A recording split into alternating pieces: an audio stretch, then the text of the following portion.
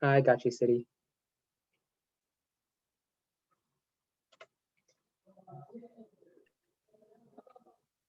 All right, we will keep moving down the agenda. Next item on the list is adoption of the agenda. Are there any motions to be made? Chair Berengi?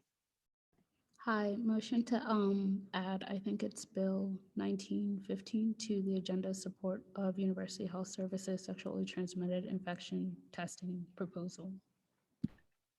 I think it's a resolution, but Or yeah, resolution. Okay, is there a second?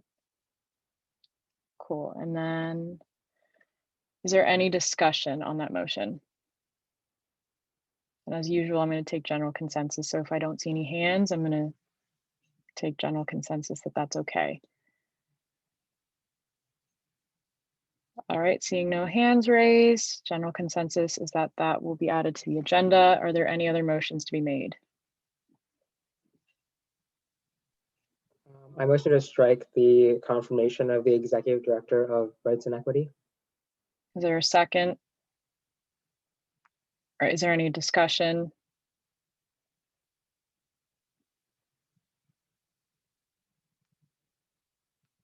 Seeing no discussion, general consensus says that that will pass and that'll be struck from the agenda. Also, Representative Bose is here, speakers on. All right. Are there any other motions to be made to the agenda?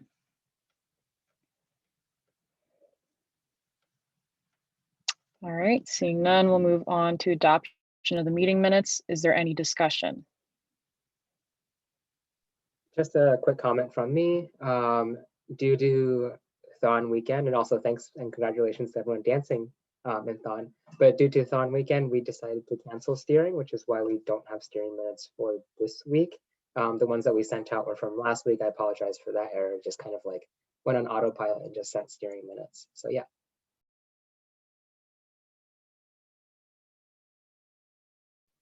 All right. Is there any other discussion for the past general meeting minutes?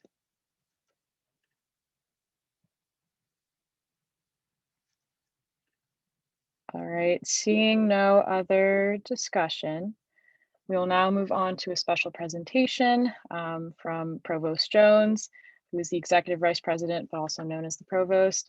Provost Jones, thank you for coming in and speaking to us and taking time out of your Wednesday night. And it's just as a reminder, you'll have 5 minutes to speak and then 10 minutes for questions. But again, thank you for coming in. Thank you, Lexi. It's great to be here, and I promise I will stick to my 5 minutes. Lexi asked me to just say a few words to the group about what my role is as Executive Vice President and Provost, and then I am very happy to take questions. So I'm not going to go into too much detail. Just give you an overview of my role in these first few minutes. So, as the Provost of the university, I am the Chief Academic Officer, which means that all academic functions ultimately are my responsibility. So that, just for example, means that all of the deans of the various colleges report to me. And in fact, I've been in my role long enough now, 7.5, almost 8 years, that actually almost all of the deans were hired by me. So, so I know them all very well. Ultimately, the faculty all report to me. I have a Vice Provost for Faculty Affairs, Kathy Bishke, who on a day-to-day basis manages many of the faculty-related affairs, including promotion and tenure, and so on. With 6,500 full-time faculty and 2,000 part-time faculty, that's a big job, and I'm glad I have Kathy doing that. The Senior Vice President for Research has a dotted line reporting relationship to me because, of course, research is at its heart an academic function. So I work very closely with Laura Weiss to oversee the university's extensive research operation.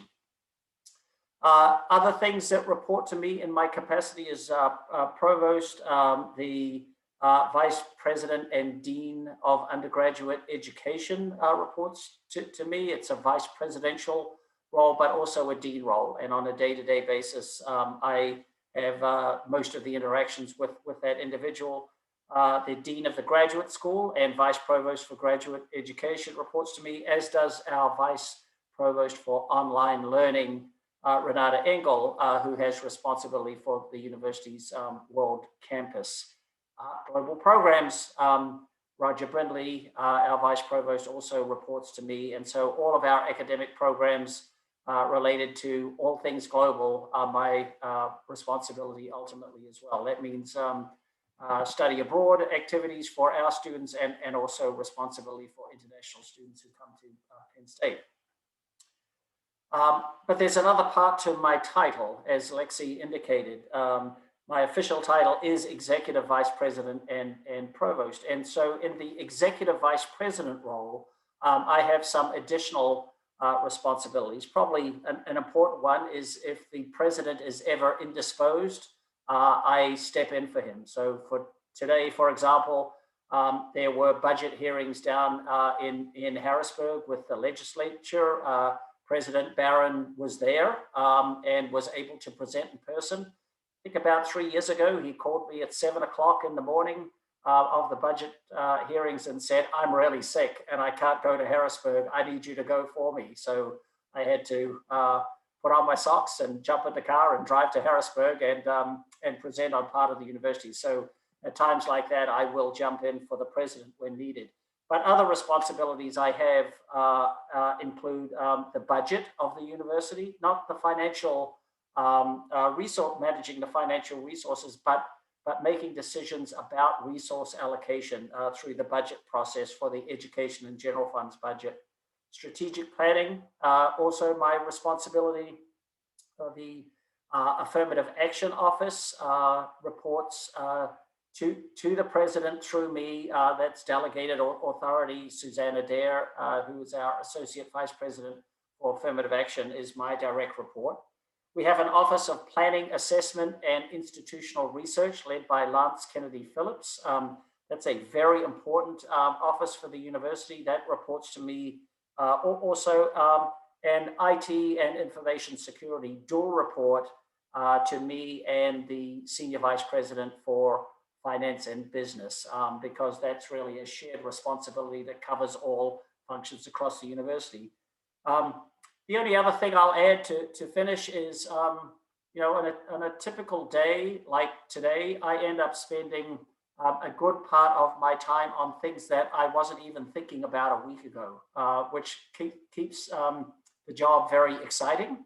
Never know what's going to come over the transom. And of course, the big thing that came across the transom about a year ago was COVID. And so a big part of my responsibility over the course of the past 12 months has been to play a leadership role in helping the university navigate through all of the challenges that have come up at us through COVID-19. So Lexi, with that, I'll stop. That's a very quick overview, and there's lots of material there for questions to be asked, I think. Yeah, your timing was spot on, so thank you. I'll open the floor for questions if there are any, and please do raise your hand if so.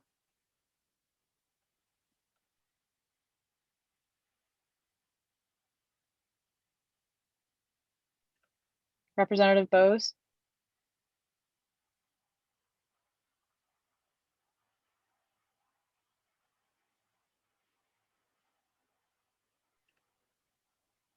You keep, yeah. I think you keep muting. Okay, sorry. Is it mute? I'm muted now. Yeah, you're good. Sorry, my Zoom's been having problems tonight. Hi, Provost Jones, Aaron Bose at large. Thank you so much for coming in to speak with us tonight.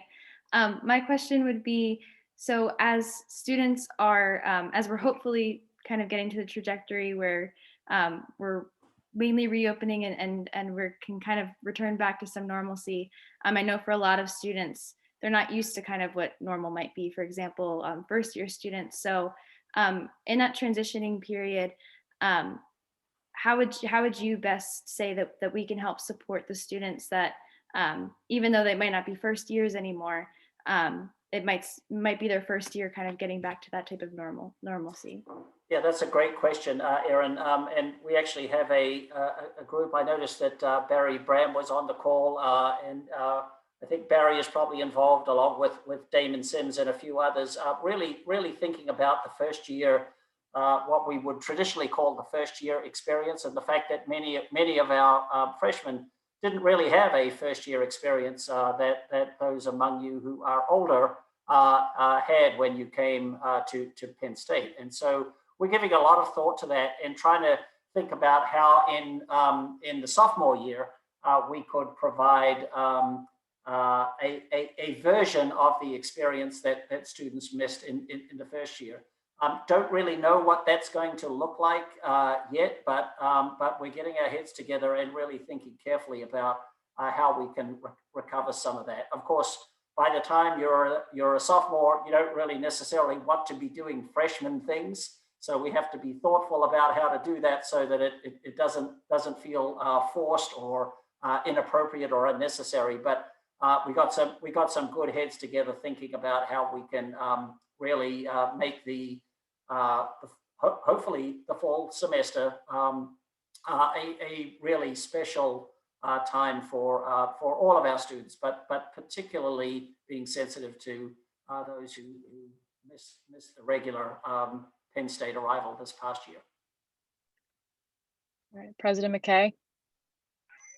Hey, Provost Jones, thank you so much for joining us tonight. It's great to see you again. I have heard it said about you that you are, quote, a super chill guy, despite all the responsibility that you have. Can you, given that I feel like a lot of our members take on a lot of responsibility as well, maybe they don't have as many people that report to you as you do, what's something you do to kind of keep it all together, to keep your head in the game and I suppose generally maintain your wellness? Oh, okay. All right. Well, first of all, this is the official Penn State answer. I make sure that I have really good people working for me, because if you don't have good people working for you and around you, you can be worried a lot about whether things are getting done. So we have an extraordinary team of folks. But beyond that, sort of on the personal side, I really do believe in taking good care of my myself and my health. I've always been physically active. I don't quite get out and play ultimate frisbee anymore like I used to, but I still try to work out pretty much every day, and even though I'm a little older now, I still try to work out like I'm half my age, which is probably not in my best health interest, but that is really really important to me, and the opportunity from time to time to just completely disconnect. Unfortunately, those times are fewer and farther between than I would like, certainly right now, but in normal times, to be able to take some time to just completely disconnect from everything, leave your devices closed or behind, is an important thing to do. Probably the most important thing, though, is taking care of my physical well-being. That's really important for my emotional well-being as well. And Barry can speak to that, because I've ridden with him a little bit serendipitously when our paths crossed on a ride one, I think, Saturday morning. It was a Father's Day. I remember that a couple years ago. It was, okay. So. Great. Thank you very much. All right, Representative Gangle. Hi, Provost Jones, Representative Carter Gangle here. I just had a question regarding your commitment to impact for the 2016 to 2025 school year. And I was just wondering, you have a subsection focused on advancing inclusion, equity, and diversity. And I was just wondering what steps you are currently taking to promote more diversity in the classroom, to get more educators from diverse backgrounds, and to make students who might be in minority groups feel more comfortable at the Penn State campus and in the classroom specifically. Yeah, thanks, Carter. So from the beginning, the strategic plan really had one of the core foundations being around inclusion and diversity. Now DEI is what we more commonly refer to. One of the key things that we did in putting this strategic plan together back in the 2014-15 timeframe was ensure that this commitment was foundational, and that is that it was not something that stood alone apart from other things, but our expectation was that it would be integrated into everything we do. The other parts of the strategic plan, including the thematic priorities, we wanted everything that the university was doing to have a DEI thread. In the first 5 years of the strategic plan, I think we made had some success in doing that, but really not enough. And as we roll into the second 5 years of the plan, we've really done a lot of hard work and heavy lifting to ensure that integration is more complete. In terms of some specific things that we are doing, I work very closely with all of the deans, and Madeline Haynes, the Senior Vice President for the Commonwealth campuses, works with the campuses to hold deans together. We hold deans and chancellors accountable to make sure that their searches for faculty cast a very broad net and include candidates from diverse backgrounds. My belief has always been that if we have good pools of candidates, we will hire well, and diversity will be an outcome of that process. Of course, once we've got faculty here from diverse backgrounds, we need to make sure that they do feel welcome and included. So that too is a priority. On the student side, this too has been a commitment on the part of the university. We have an obligation to reach out to students from all backgrounds, not focused on whether people have certain threshold scores to get themselves into Penn State, but whether they can successfully graduate from Penn State. And so that has really required us to look way more broadly than we have before, perhaps to different regions, to different high schools, to different places to recruit our students and focus on their success and what we need to do to make them successful. And I think the numbers that we've been seeing in admissions the last several years have reflected some success in that space. We've got a lot more to do, and of course, students too. We need to make sure once they get here that they feel welcome and feel included. And I think, as you all know, we got work to do in that space, and it's not always with tailwinds. We sometimes have headwinds, and the university is absolutely committed to building and maintaining and sustaining an inclusive environment. Thank you. Sorry about that. Representative Scher. Hi, good evening, Provost Jones, and thanks so much for speaking to us. So I have a question is that as for today, I noticed that Penn State released a news saying that the school will be planning to switch back to in-person mode since the summer semester. So my question is that, like, if per se that internationally the travel is still being banned, like if we are going to switch to the in-person mode, how are our international students gonna, kind of react to continue their educational careers per se? Thank you for that question. As you can probably tell from the way I talk, I have a bit of a soft spot for international students because I was one myself many years ago. So this is an issue of importance to me. So actually what we're doing in the summer is we are continuing the COVID codes for classes that we have used for the fall and the spring. In the fall, we will go back to just regular codes, so not non-COVID codes for courses again, but the summer is a transitional period. And so there will be the combination of classes that you are all experiencing now. There is a lot of uncertainty about what will be permitted and not permitted in terms of travel. There are also, as you probably well know, challenges in many countries with just students being able to get visas to travel. these are all things that our Vice Provost for Global Programs and his team are paying very close attention to.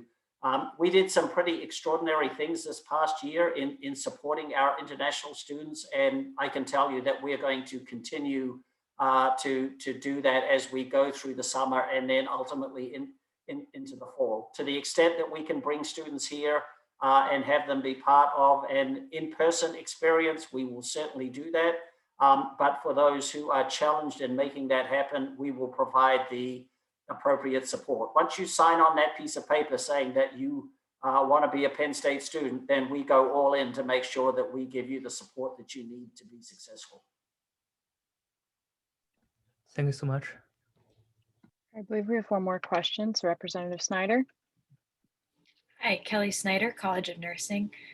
You mentioned, Provost Jones, that you never really know what's going to come across your desk, and probably the biggest one was the pandemic. But I'm wondering if you have any insight for us on kind of what the biggest twist for you of the pandemic is, or what's a challenge that you didn't really see coming that was caused by the pandemic, or possibly one that you wish students knew more about or knew more that you were working through with your team? Yeah, that's a great question, and I say it's a great question. That's a euphemism for that's a really difficult question, but it is a good question. I think one of the things that was most surprising to me and to many of us was that and it was a challenge, and we're actually pretty proud of our community, both the faculty and the student, as well as the staff who supported us to make this happen. Transitioning over the course of a 7 to 10 day period from in-person instruction to remote instruction, as we did last March, was a pretty extraordinary achievement. Honestly, if you had asked me in advance of us doing that, imagine a scenario where you had to do this. Do you think it's possible? I would have said no. But necessity is the mother of invention. We didn't really have a choice. We just did it. Then we very quickly learned from all of the successes and the failures of the spring transition as we went into the summer. And fine-tune things, and then we fine-tuned further as we went into the fall and now into the spring. What's been amazing to me is just the degree to which faculty rolled up their sleeves and made this work. Okay, maybe some of their classes in the spring of 20 were a little bit lumpy around the edges as they scrambled to take what was designed to be an in-person experience and make it a remote one.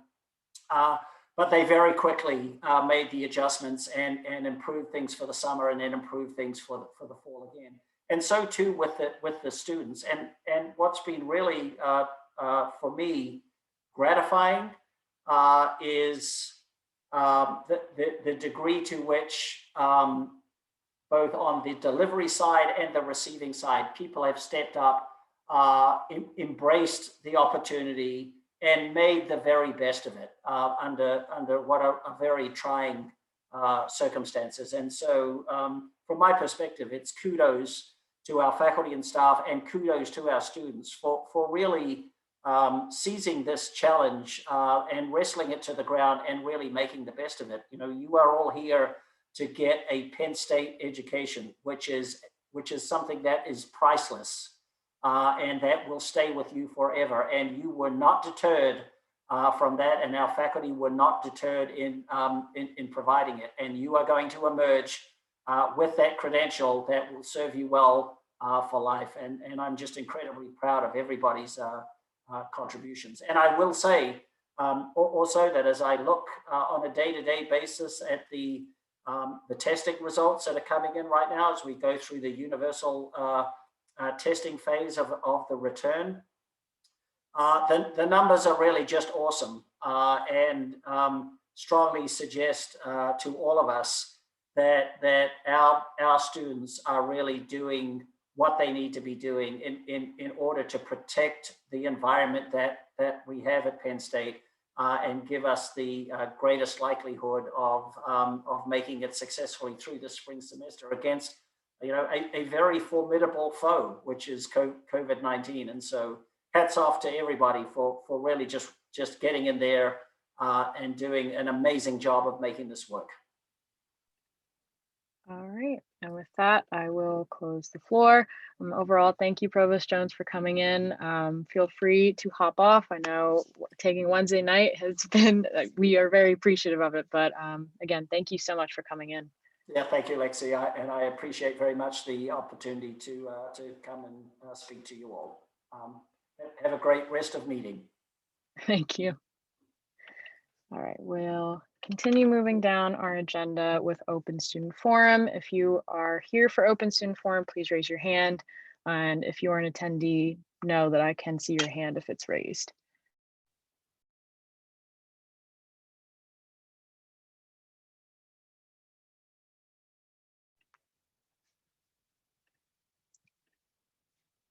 All right, seeing no one here for Open Student Forum, we will now move on to report by the President. President Mckay. Hey team, I hope you're doing well and staying safe as always. With midterm season coming up, I want to make sure that everybody is taking time for themselves. Like Provost Joan mentioned, physical exercise is a great way to really keep up on your mental health as well. But I want you to know too that if you feel like you're struggling or falling behind in a class, or maybe you've got some project coming up, and hopefully it's not something UPUA related, but if it is, that you reach out to somebody, even if that's Lexi, myself, Stephen, a chair, a department head, whatever it might be.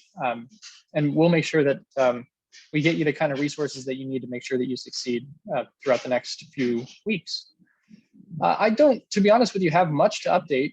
This weekend was fun, and I want to first commend everybody who participated in raising over $10 million in the middle of a pandemic. That's phenomenal work and seriously a terrific showing of Penn State's resilience, the student body's resilience, I should say. Yesterday, we held our first press conference, and so I again want to thank those journalists who came out and joined us at that. You can find it on our YouTube channel, and we'll have it up on our website very, very soon. So very excited to continue that trend and hopefully set a good precedent into the future. The Board of Trustees met last week. This was my Lexi and I's last Board of Trustees meeting. It was fun while it lasted, but it was a very enjoyable experience in which we learned quite a lot about advocacy at those high levels. There was some interesting votes that went on. All in all, like a really good opportunity to see how our university functions. And all of those meetings are public, so I highly encourage you to check them out. If you're interested in how the Board of Trustees operates. President Barron mentioned that he would retire in 2022 at this meeting. I offered in the press conference, but I'll say again, my sincere gratitude for all that he's done in the role over the last 8 years, but I do look forward to, I wish him the absolute best, and I look forward to the UPUA working with whoever ends up replacing him in a way which truly brings out the best in Penn State, as he's worked to do over the last 8 years. I think I was supposed to say years there. But that's all I have. Apologies for the executive reports. Like I said, Thon Weekend was here and we had a few cabinet members partaking in the festivities. So we'll be sure to get them to you next week. Not much really new to report. But I'd be happy to take any questions if you have them. Are there any questions for President Mckay?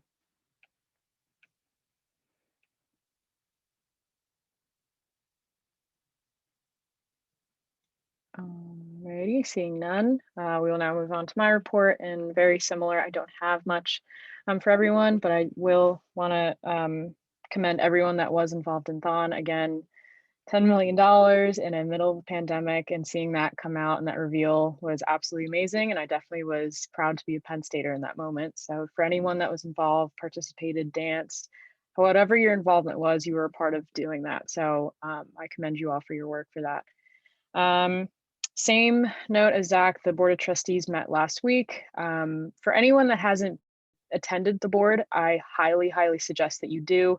A lot of their decisions do affect the university. They do make a lot of financial decisions in terms of the university. And if that's something that interests you, or if you're curious, like, hey, what do they do? And you want to see the direction that Penn State's going in, I think viewing the board meetings is definitely an opportunity to do so. So I highly encourage everyone.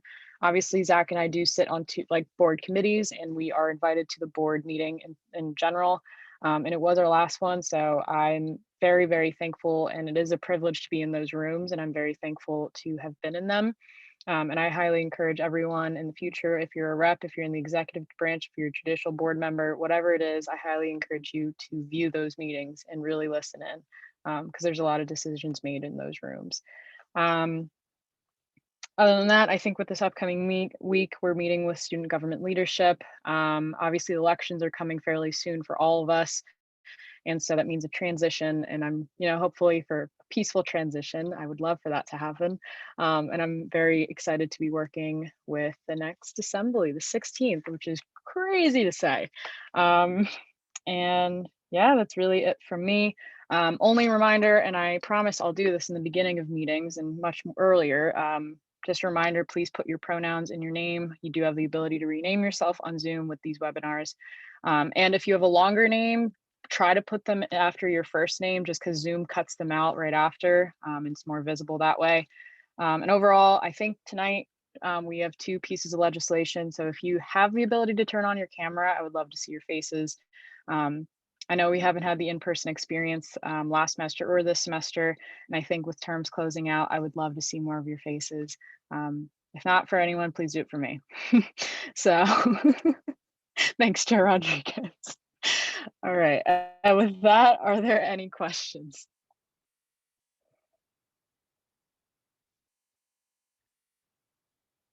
All right, seeing none, we will now move on to liaison/affiliate reports.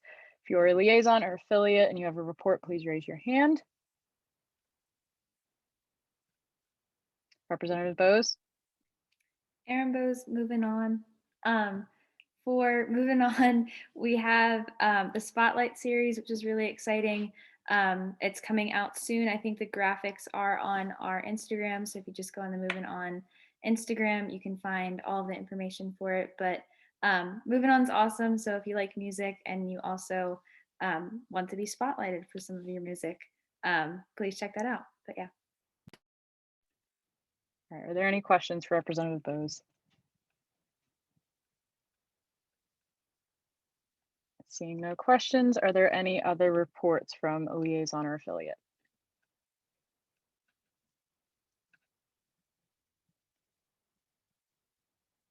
All right, seeing none and seeing no old business, we will now move into a 5-minute caucus breakout.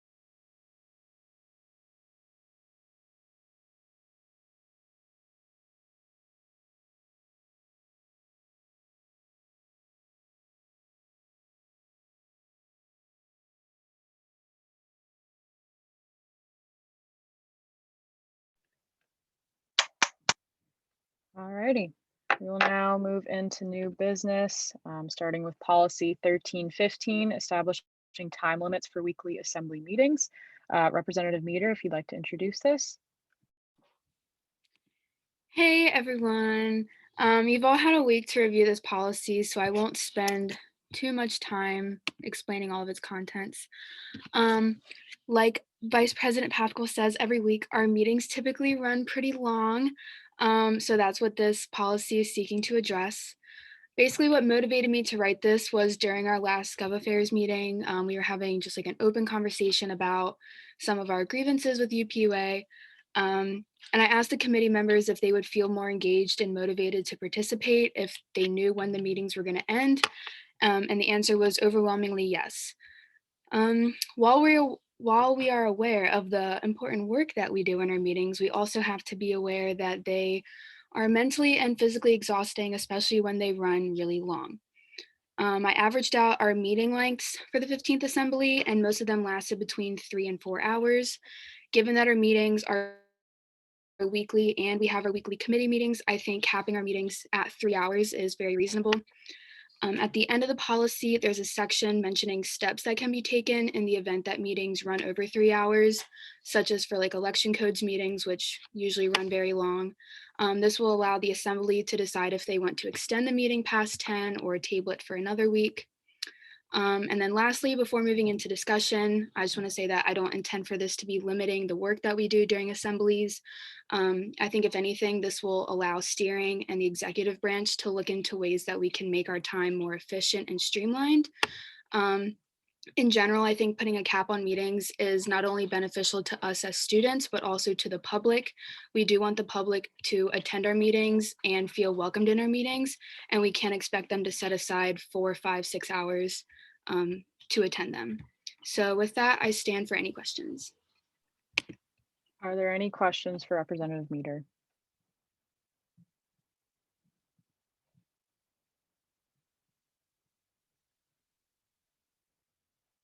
All right, seeing no questions, is there any discussion?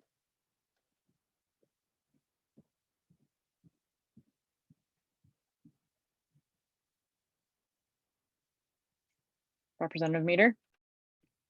I know that policy can't be amended on the floor, but I think it was on Wednesday when I submitted it. Right after I submitted it, I added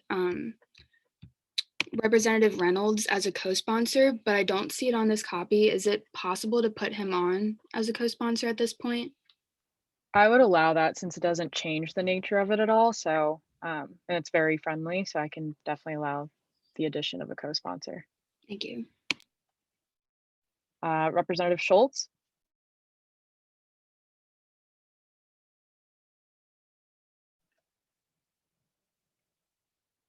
Representative Schultz, did you want to say something or kind of you're good to go?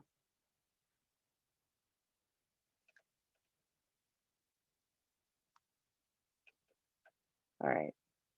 Also feel free to use the chat. I know there are some tech issues on your end. Okay. Okay, just want to point out clause 1. Should mean, okay.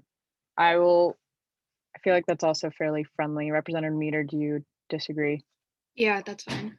Okay. Chair Mishler? Adeline Mishler at large. I like this. I'm gonna support this, but I also want to leave my little senior legacy here, and by saying that, this is really just like a kind of like a rule now. So I think that in future assemblies, if there are problems that are occurring that our meetings are lasting over 3 hours, like that means that there's a problem occurring in the assembly. I think that our problem occurring right now is the pandemic, and we have to figure out how to run a meeting virtually, and it's very challenging with this many people and these many moving parts. So that's kind of our time delays here. But should these assemblies be carrying on in future years, I think that we might need to do a little internal analysis on if we have too many moving parts and there's too much bureaucracy, and UPUA might need to do some refining and reforming. But this right now, I think this makes a ton of sense, and it will be beneficial to participation, and just as the sponsors laid out. So cool stuff. Representative Gibbard. Hi, Sydney Gibbard, College of Engineering. I don't fully know if this is allowed, but there are a couple like different cases where in the policy, like the names of either like a meeting or something is like sometimes capitalized, sometimes not capitalized. And I also don't know if like maybe the title could be made all capitalized, but also like if that's not allowed, I know I'm not allowed to like amend anything, then it's fine. It's not that big of a deal. But if it's, I don't know. Yeah, I guess that's a question. I think it's just like a kind of a grammar thing, just wanting correct capitalization across the board. Is that what you're saying? Yeah. I would also take that as very friendly because, like, again, like with the co-sponsor and with should instead of shall, I like anything that's grammatically or just inherently like, yes, this is wrong, correct it. As chair, I'm going to allow that. I don't want like I want a like very well written policy, and this is well written, but if it means fixing grammar and just little things, I'm going to allow it. And if anyone wants to oppose me on that or like please do. I always encourage that, but I'm cool. I'm approving it. If anyone has any disagreements to that, please raise your hand. Let me know. Representative Meter. It's not a disagreement, but when I was reading the bylaws and the Constitution and stuff, at some points General Assembly is capitalized, but at other points it's not. So I don't know if you have a recommendation of if it should all be capitalized in here or not, but I don't think I have it the same throughout, possibly. I think the time that I've been in UPUA, I feel like General Assembly has been capitalized just because it is our General Assembly of UPUA. So I'd be okay with capitalizing. Representative Gibbard, if you have other suggestions as well, but I think capitalization is definitely something that's very friendly. Yeah, there were like a few other things like with like during 15th Assembly making like that A capital and then like the 12 a.m. But if it's easier, I can just like send that to like Stephen or Lakin or whoever would like it. Just like they're all very minor capitalization things. So sorry, I know that's specific. No, you're good. Speakers on, do you want to like go through it now? Is this, I know that usually when we vote on policy, when it's finished, it's kind of like complete and done for like the president to sign. Mhm. I'm also lenient because this is like grammar and it's not changing the nature of anything. And I wouldn't be opposed to kind of revisiting it later on to fix those mistakes. Again, as chair, that's kind of my opinion. And yeah, speakers Yeah, on, also feel free to chip in. I mean, to be honest, I think today let's just focus on the grammar specifically in the highlighted portion. I know that there's a lot of issues in all our governing documents. I did do the formatting for the Constitution when we passed elections code all the way back when. So I think I could probably just go through and give our bylaws the Stephen special again and just go through all the grammatical changes and stuff. I'm okay with that as well. And as always, I really do encourage it. If anyone disagrees in any way, I hope you know as chair that I do encourage disagreement and I want you to speak up. So feel free to use the chat or even raise your hand in doing so. But with that, is there any other discussion? Representative Zhao? Hey, so I really love the incentive behind this policy change because I also value the time of our members. But I think we should also consider the communities that we represent and the time that we individually put into our resolutions. An example I can think of is like the We Care initiative that I had, and it was time sensitive, so I needed it to be passed. But say like it was at the end of our docket and like we weren't able to get to it, I think it would have just offset the entire initiative. initiative. And I think that's something we should consider. I also think that like we all chose to make the commitment as representatives to kind of speak up on the issues we see on campus. And I think this is putting a cap on that. And that's just my comment on this policy. Representative Reynolds. Hello, I would like to say, firstly, thank you very much, Vice Chair Meter, for putting this forward. I think this is an excellent bill. In response to some very valid concerns raised, this bill does express, or this modification would expressly allow for an extension of meetings, should that be called for. I think part of the intent with this is that it would force us to be more efficient with our time rather than continually going over the same points, like 10 people saying 2 things.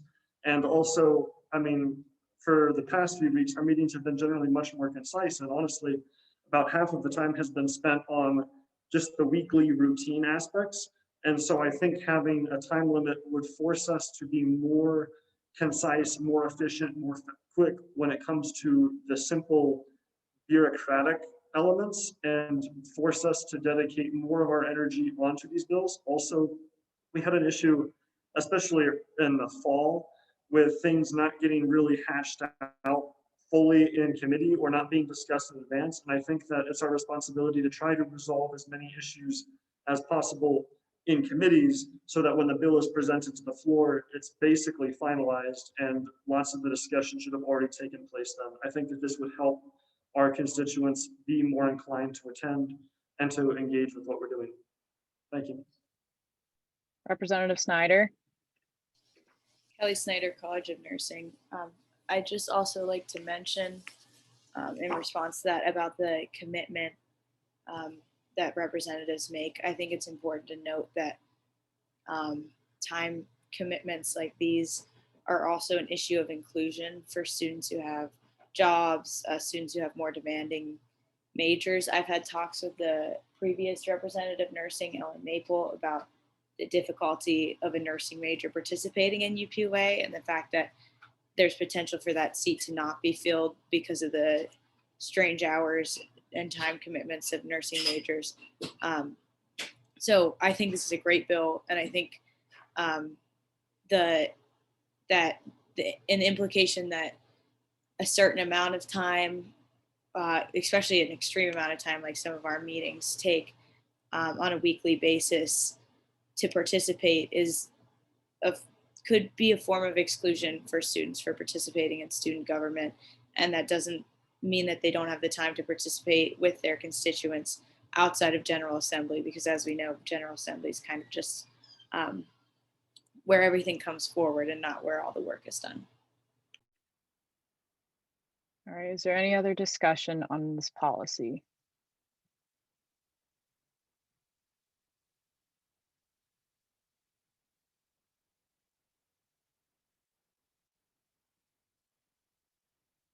All right, seeing no other discussion, I will now close the floor.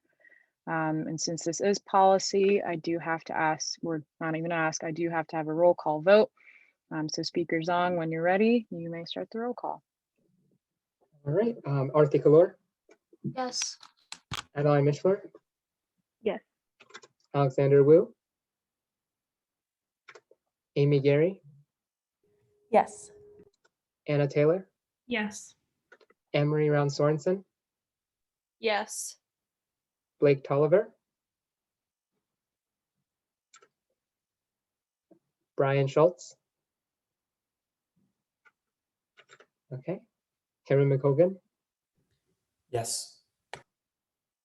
Kathy Minetti Zhao, No. Kara Flegel, Carter Gangle, Yes. Dan Risser, Yes. Emmanuel Almonte, Yes. Aaron Bowes, Yes. John Mark Miller, Yes. Joshua Reynolds, Yes. Kaylee Quinnen, Yes. Cara DeLucio, Yes. Kelly Snyder, Yes. Kyle Quinn, Lakin Meter, Yes. Lewis Richardson, Marie Meisner, Yes. Maddie McIntyre. Yeah, sorry. You're good. Megan Dalo.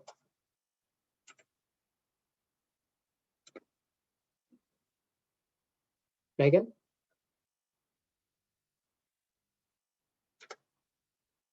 Okay. Najee Rodriguez. Yes. Noah Robertson. Yes. Patricia Brangi. Yes. Rainier Foley Di Fiore. Yes. Reina Alexander. Yes. Refugio Lara. Yes. Ryan Lascalzo.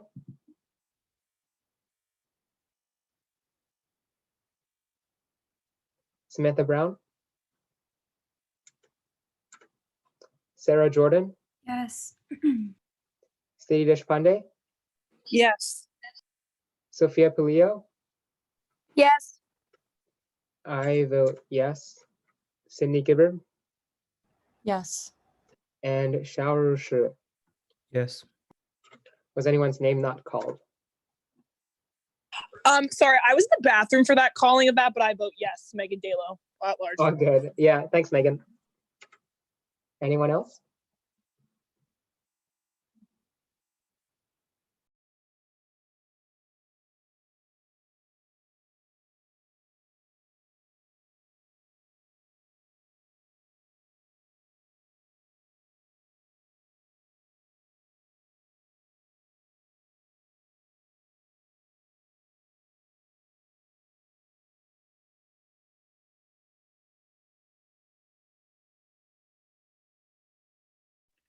Sorry, I always forget to remind you. I'm just making sure the count's good and like we're all good to go before I officially announce it. So sorry for like the wait.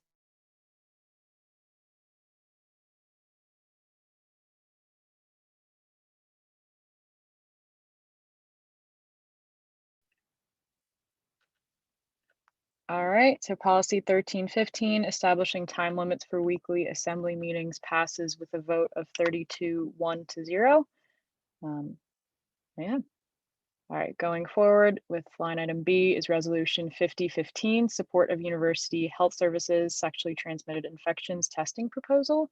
My apologies. I just want whoever is presenting this, please do speak up. I am currently just blanking. Hi, I am.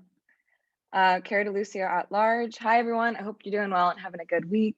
If you were in the 14th Assembly, then you've seen this exact resolution before, as it's a replica of what came and passed on the floor last Assembly. We are here just supporting and advocating for the proposal from UHS to begin the pilot program of 10,000 STI tests for students paid through the student-initiated fee. The reason this is coming back up another year is because UHS didn't really get to see the true utilization of the program due to COVID and the lack of students on campus throughout the past year. The stress of COVID made UHS not put resources towards marketing the program, but we're going to start prioritizing it again this upcoming year. Basically, we just kind of want to put the past year behind us and restart the program or start the program next year. This is something a lot of representatives have been working on for a really long time. Big shout out to Jacob Klipstein for all he's done to get us here. And yeah, I'm really excited to see where this goes. So I'll stand for any questions. Are there any questions for Representative DeLucia?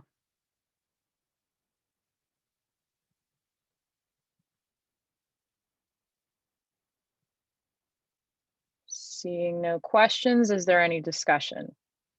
Representative Reynolds? I just wanted to ask a question of, do we know, and I'm sorry if I overlooked this, do we know how many of these were used last year? So to my understanding, it didn't really start to go into effect this year. As we passed it last year, it was going to start this year. And we kind of just put it on the back burner to utilize other resources. So I'm not even sure if they even started like collecting the data on it. Okay, thank you. Do we, is there any plan in place to collect the data on that?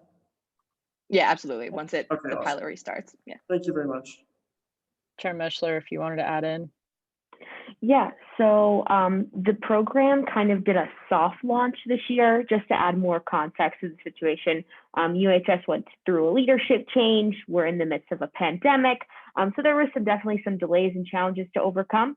The fee board in the beginning of the fall actually voted to allocate some of the monies that was originally allocated to the STI testing to to go to flu shots. So there was free flu shots instead. Those monies were reallocated.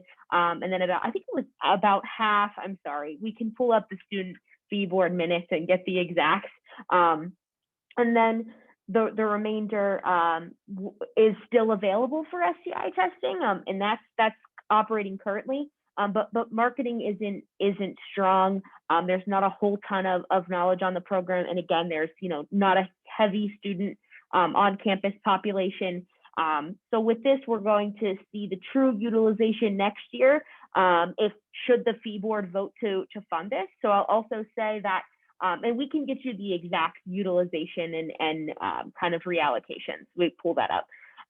But also I will say that if this is something that you're passionate about and you think that this testing should be included in the student-initiated fee, or at least the pilot program should be included in the student-initiated fee next year, then I would encourage you to come to the student fee board meeting at 8 a.m. on Friday and voice those opinions.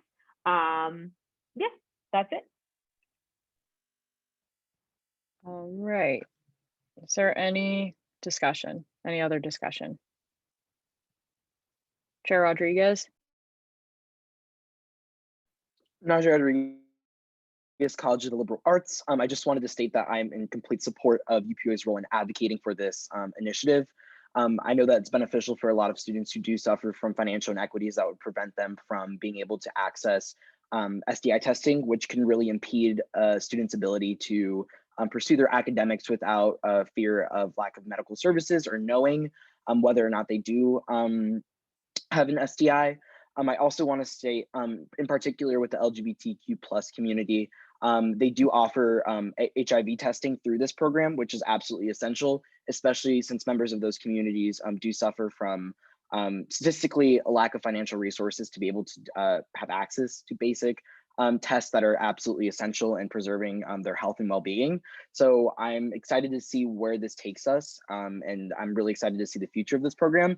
And I really want to commend everyone who really worked on advancing this for the next year to really see the impact that it will have on the student body. So I'm in complete support, and I'm just excited that this is coming to the floor today. All right, is there any other discussion?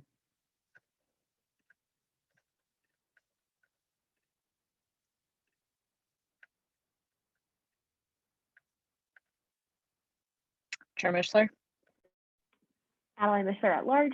I just want to say that I will be abstaining from this piece of resolution, as I believe it's a conflict of interest to vote on a support of something that's going to an entity that I'm a voting member on.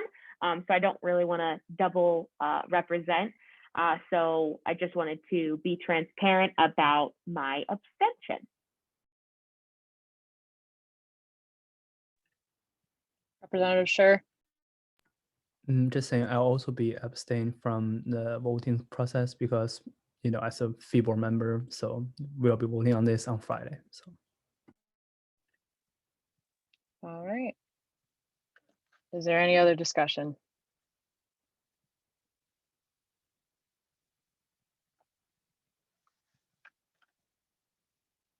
All right, seeing no other discussion, I'm going to close the floor. Give me a second as I put it in the Teams. All right, so if you head over to the General Assembly channel in the UPUA Teams, you will see the form that I just sent in the channel. So again, as usual, if you have any technical difficulties, please private message me on Zoom or text me or just get in contact with me somehow. But yeah, head over to Teams, cast your vote. And again, and as always, I'm not going to give it much time. I don't want to be here all night. So please head over as soon as you can.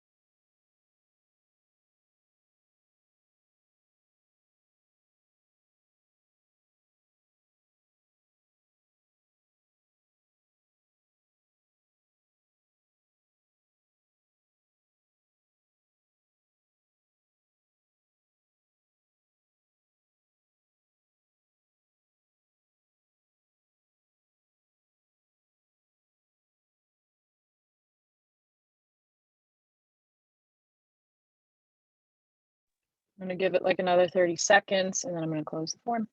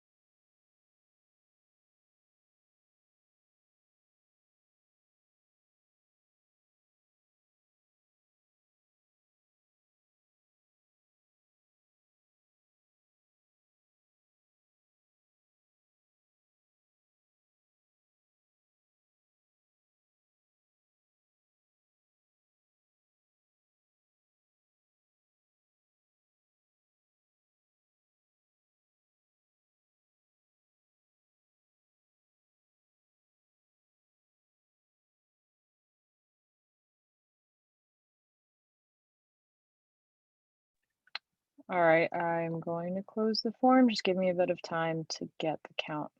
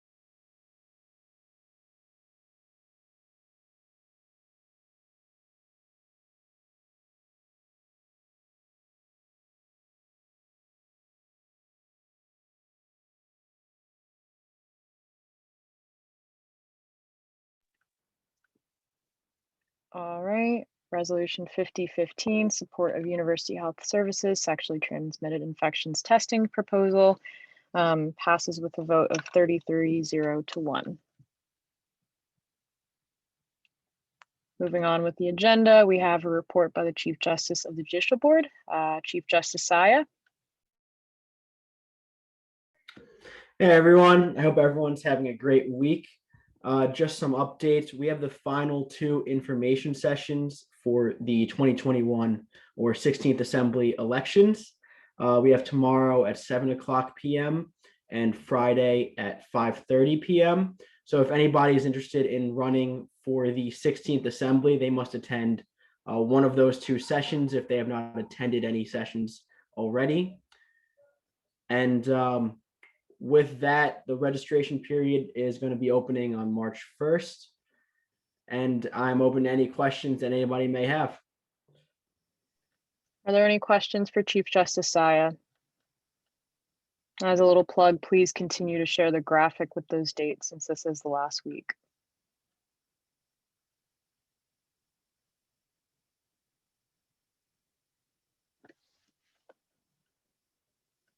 All right, seeing no questions, we will move on to executive reports. If you're an executive director and have a report, please raise your hand.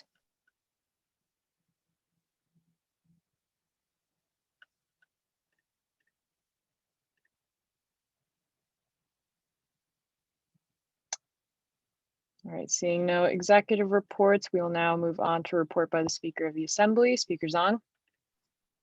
Yeah, hi everyone. Just 2 real quick initiative updates from me. First one, the translation initiative that I've been working on. Maybe a small breakthrough, but some of the people that I've been working with informed me that the borough was updating the website, and they have like this Google Translate widget that helps translate any website they want into any of the languages through Google Translate, which I think is really cool.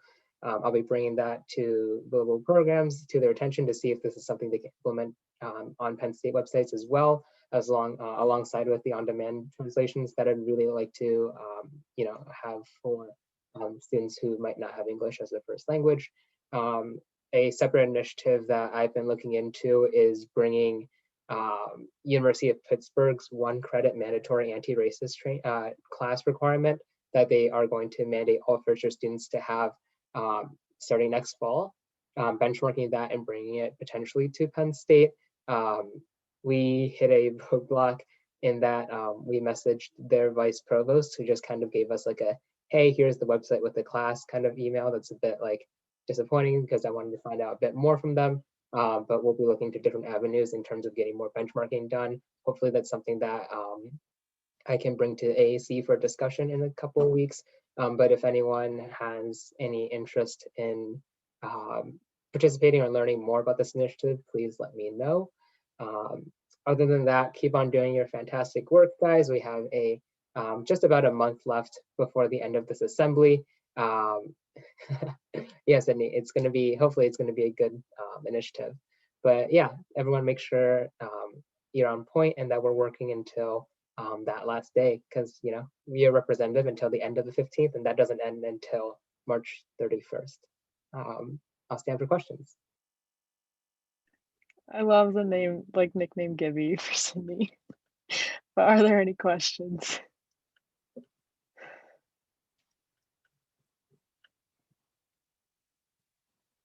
All right, seeing no questions, we'll move on to comments of the committee, starting with Academic Affairs, Chair Barungi.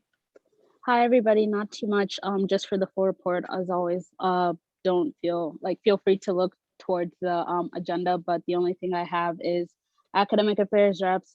Just make sure that you looked at the docs sent in the teams. We will be having the remainder of the initiative meetings. Most of them are finishing up tomorrow, so just make sure to attend those and be completing your action items so that we can wrap up the last of the AAC initiatives. Start looking out for information about the graduate student panel that we're planning for the week after Lion Link wraps up. So the week of March 18th, we're hoping to have that. So please just spread information around when AAC is putting on events or just having different resources available to students. That's all I have. Let me know if you have any questions. And other than that, AAC meets on Sunday at 1 p.m. So I'll see you guys there. Are there any questions for Chair Barungi?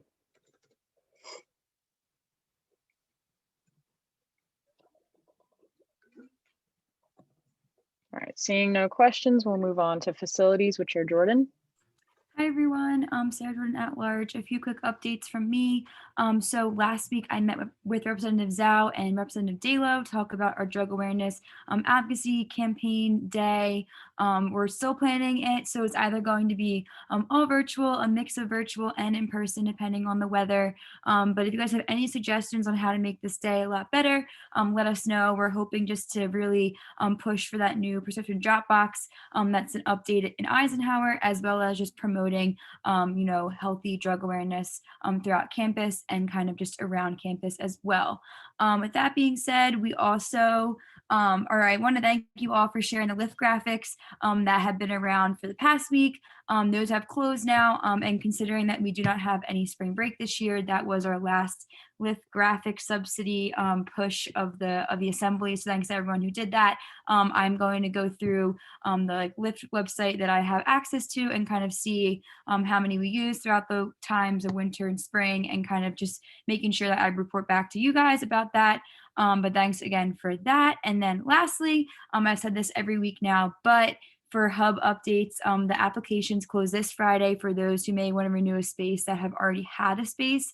So if that pertains to you or anyone, if you're another org, please, please, please make sure that you are telling your presidents or whoever manages your office spaces, because it's going to get a little bit more, tricky and complex as the weeks go on if you do not update it right away. But with that, I'll stand in for any questions, but facilities will meet Sunday at 12. Please compare the report. And if you want to check out facilities, just shoot me a text or email me, and I would love to have you guys join. But that's all I have. Are there any questions for Chair Jordan?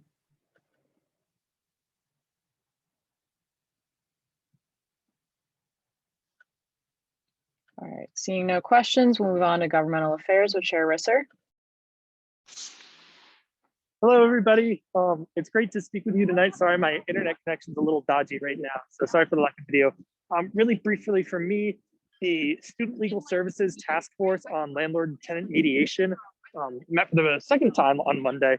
Very exciting. Their Student Legal Services is currently looking into making an online module through WPSU as to how to educate first-time renters and just student renters in general about what to look out for when signing a lease. So if you have any questions on landlord-tenant rights, duties, information, I'd love to share that, and feel free to come to a meeting. They're pretty open, and it's a pretty chill group. In addition to that, I really don't have much else. So have a great week, everybody. Are there any questions for Chair Risser?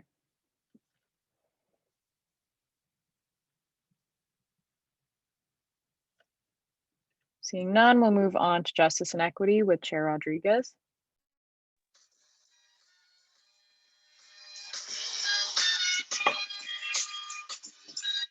Hello, good almost morning to everybody. Intro music, did that surprise you? I hope it did. Who's on campus and who wants to go to the UPUA office tomorrow? For school supply packs. Come one, come all tomorrow. I cannot wait to see everyone there. Please sign up for that form that's in the group me. I cannot wait to see everyone. We have a minimum of 10 people that are allowed in the room. So just please sign up if you do plan on coming so we can balance that out and make sure we're abiding by COVID guidelines. But your help would be very much appreciated.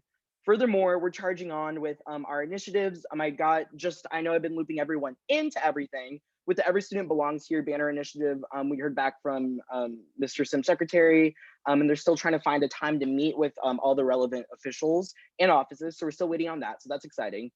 We met with Dr. Griffin last Friday, and we're also meeting with him again to discuss the implementation of our physical vouchers and prescription vouchers, which is really exciting. I visited the IPSA to discuss the land acknowledgement advancement, really good stuff going on. And then we're meeting with Chair Jordan and the Public Art Committee on Friday to discuss how we can actually implement this. And then Representative Gangle is spearheading an initiative for the expansion of gender neutral bathrooms and resources. So please contact me if you'd like to be part of that. We'll be meeting this Friday, 4:30 p.m. Eastern Standard Time. It's in a day, pretty exciting TGIF, big things to come and announce. So please be there. So excited for the progress. We're finally nearing the finish line. And of course, contact me if you have any comments, questions, or concerns. Have a great rest of your day and night. Just to there's so much going on with the music from Chair Rodriguez and then the background of Representative Reynolds that I could not keep together, but thank you, Chair Rodriguez. Are there any questions?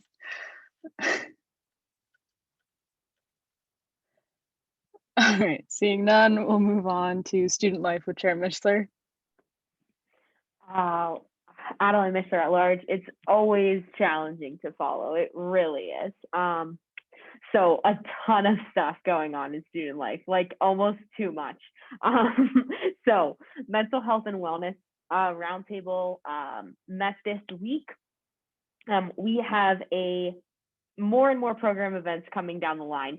We're going over a bill tomorrow in committees regarding a mental health programming event. So please come out to committee as we'll be voting.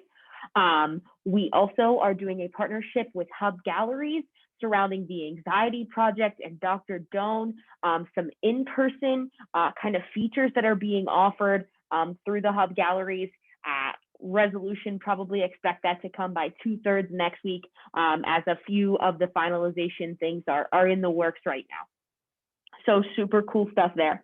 A wellness day is coming up on March 11th, so we're going to have some offerings available. SVAC team meets for the first time on Friday at 10 a.m. So please come out to that conversation. I'm super excited. We have a very experienced roundtable chair leading it, and Sid also tacking in. So that's a dynamic duo of Sydney and Tara. I cannot wait to see what kind of conversation they are able to foster. And we have a ton of admin queued up to come. So please come out as representatives to just listen or also participate. It would be great to have you in that conversation. It's super worthwhile. Also, the contract is en route, thanks to Barry, for our Chanel Miller speaking event. So we are playing the waiting game, but all things well there. The Student Support Network team, we're grinding on it. I absolutely love it. It is my UPUA wish and desire. So we have a whole kind of team of reps doing some brainstorming on mission and vision and some final touches before we do a launch to this organization. So if you want to be a part of the coolest intangible thing that's going on at this university, then you need to reach out to us and you need to join Student Support Network. We would be more than happy to have you, regardless of the committee that you're on, regardless of your position. We're super excited to bring non-UPUA voices into this initiative too. So please, please, please reach out. So Student Fee Board on Friday at 8 a.m. We're doing our last kind of round of deliberation, super interesting, intriguing conversations. So if you're super passionate about any of the proposals that have come to the Student Fee Board that you really think should get funded, the full funding, not so much funding, you should probably be there at 8 a.m. in our Zoom chat. It's awesome to express those opinions. Or what you could do is you could go to the Student Fee Board Instagram. It's pretty legit. And you could share the graphics with maybe some other people that you might know that might be super passionate about those proposals. So yeah, and if you have any questions about Student Fee Board, always ask about that process.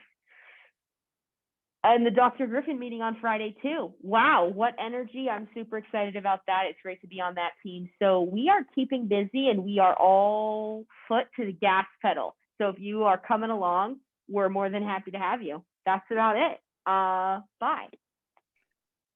Are there any questions for Chair Mishler?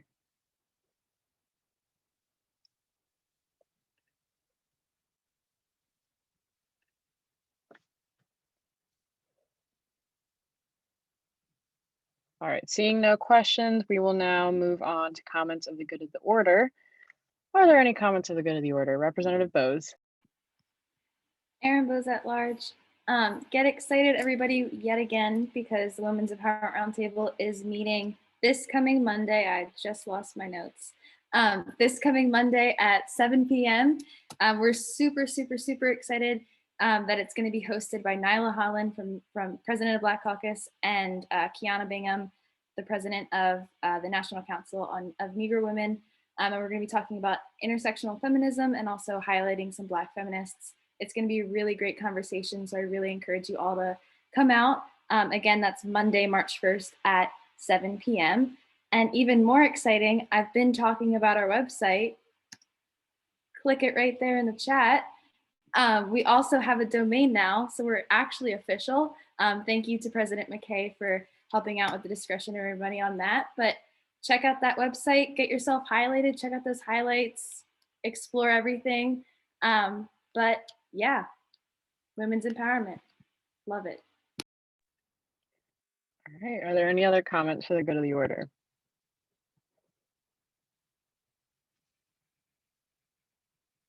All right, I'm gonna also put it out there for from Representative Lascauzo. He can't speak, but he's working on a policy fixing the liaison process, so contact him if you are interested.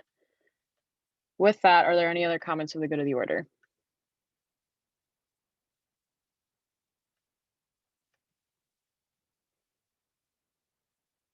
All right, seeing none and knowing that Speaker Zong has taken closing attendance, this meeting is adjourned at 8:29 p.m.